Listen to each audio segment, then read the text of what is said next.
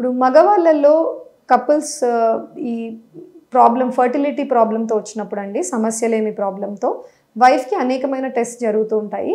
కానీ భర్తకి మనం చేసే ఒకే ఒక టెస్ట్ వీర్య కణాల పరీక్ష, దాన్ని సిమెన్ అనాలిసిస్ అంటాం.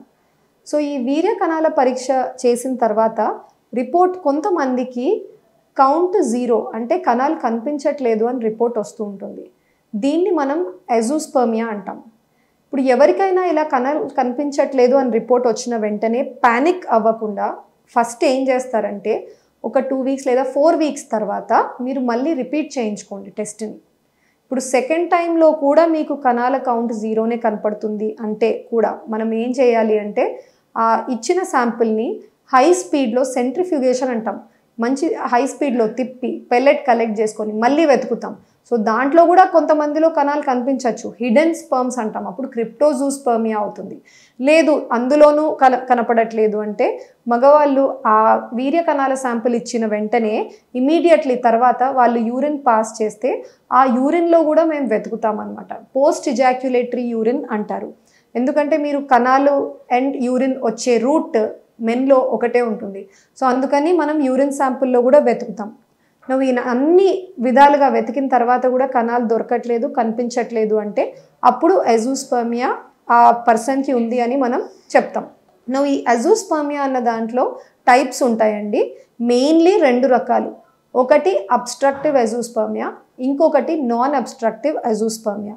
మొదటిగా అబ్స్ట్రక్టివ్ ఎజోస్పర్మియా అంటే బీజాల్లో 2 బీజాలు ఉంటాయి మగవాళ్ళకి. సో ఆ బీజాలలో కణాలు ప్రొడ్యూస్ అయిన తర్వాత బయటికి వచ్చే దారులు ఆ ట్యూబ్స్లో ఎక్కడన్నా బ్లాక్ వల్ల మనకి 0 కౌంట్ కనపడితే దాన్ని అబ్స్ట్రక్టివ్ ఎజోస్పర్మియా అంటాం. అదర్వైజ్ బ్లాక్ ఏం లేదు, బీజంలో ప్రొడక్షన్ జరగట్లేదు, సరిగ్గా ఉత్పత్తి కావట్లేదు, అదర్వైజ్ బ్రెయిన్ మెదడు నుంచి ఆ బీజంకి సరిగ్గా సిగ్నల్ పంపించట్లేదు ప్రొడక్షన్కి, ఈ 2 కారణాల వల్ల ఈ 0 కౌంట్ కనపడితే దాన్ని రెండో వెరైటీ నాన్ అబ్స్ట్రక్టివ్ ఎజోస్పర్మియా అని అంటాం. ఏదన్నా కానివ్వండి, అది అబ్స్ట్రక్టివ్ కానివ్వండి, నాన్ అబ్స్ట్రక్టివ్ కానివ్వండి, వీటిలో ఎక్కువగా నాన్ అబ్స్ట్రక్టివ్ టైప్ ఎజోస్పర్మియాలో మేము ఇంకా కూడా డీటెయిల్గా జెనెటిక్ టెస్టింగ్స్ కూడా చేయిస్తాం. అంటే జీన్స్ పరంగా లేదా జన్యు పరంగా ఏదన్నా ప్రాబ్లం ఉందా, దానివల్ల ఈ ప్రాబ్లం ఎదురవుతున్నారా మెన్ అన్నది చూస్తాం. ఎందుకు ఇంపార్టెంట్, కొంచెం కాస్ట్లీ ఉంటాయండి జన్యుపరంగా టెస్ట్, అయినప్పటికీ చేయించుకోమని అడ్వైస్ చేస్తాం. రీజన్ ఇస్ ఇప్పుడు ఎంతోమంది 0 కౌంట్ ఉన్నప్పటికీ వాళ్ళ కణాలతో ఒక ప్రెగ్నెన్సీ తీసుకురావడానికి లేదా ఒక బేబీకి జెనెటిక్గా ఫాదర్ అవ్వడానికి కుదిరేలాగా ఇప్పుడు ప్రెజెంట్ డేలో మనకు IVF ట్రీట్మెంట్ లేదా టెస్ట్ ట్యూబ్ బేబీ పద్ధతి ఉంది. సో టెస్ట్ ట్యూబ్ బేబీ పద్ధతిలో మీకు 0 కౌంట్ ఉన్నా మీ బీజంలో డైరెక్ట్గా సూది వేసి కణాలు తీసుకొని ఆ కణాలను మీ వైఫ్ గుడ్లలో ఇంజెక్ట్ చేసి పిండం తయారు చేసి ఆ పిండంతో ప్రెగ్నెన్సీ తీసుకొచ్చే పాసిబిలిటీ ఇప్పుడు కాలంలో అవైలబుల్ ఉంది. సో అలా వాళ్ళు వెళ్ళాలి అనుకుంటున్నప్పుడు, అంటే వాళ్ళ కణాలతోనే వాళ్ళు ప్రయత్నించాలి అనుకుంటున్నప్పుడు జన్యుపరంగా టెస్టింగ్ చేసుకోవడం చాలా ఇంపార్టెంట్. ఈ జన్యుపరంగా టెస్టింగ్ వెళ్ళినప్పుడు 2 టైప్స్ ఆఫ్ టెస్ట్ వస్తాయి. ఒకటి క్యారియోటైపింగ్ అన్న test, second Y chromosome micro deletion అన్న టెస్ట్. క్యారియోటైపింగ్లో మెన్కి 46XY రావడం ఇస్ నార్మల్ అండి.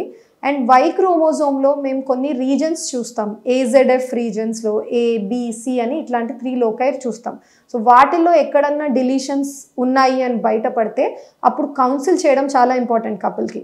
ఇలాంటి రీజన్ వల్ల ఆ హస్బెండ్లో 0 కౌంట్ కనపడితే ఆయన కణంతో రేపు వెళ్ళి ఒక పిండం ఫామ్ అయ్యి ఆ పిండం పాజిటివ్ వచ్చి అది ఒకవేళ బాబు అయితే ఆ బాబులో సేమ్ ప్రాబ్లం రిపీట్ అయ్యే అవకాశం ఉండొచ్చా, ఎంత శాతం వరకు ఉంటుంది అన్నది మేము ముందే ఎక్స్ప్లెయిన్ చేయాలి. కాబట్టి డెఫినెట్గా కౌన్సిలింగ్ పర్పసెస్కి అండ్ మీరు కూడా ఒక డెసిషన్ తీసుకోవడానికి ఈ జెనెటిక్ టెస్టింగ్ ఎప్పుడు కూడా అవసరం పడుతుంది.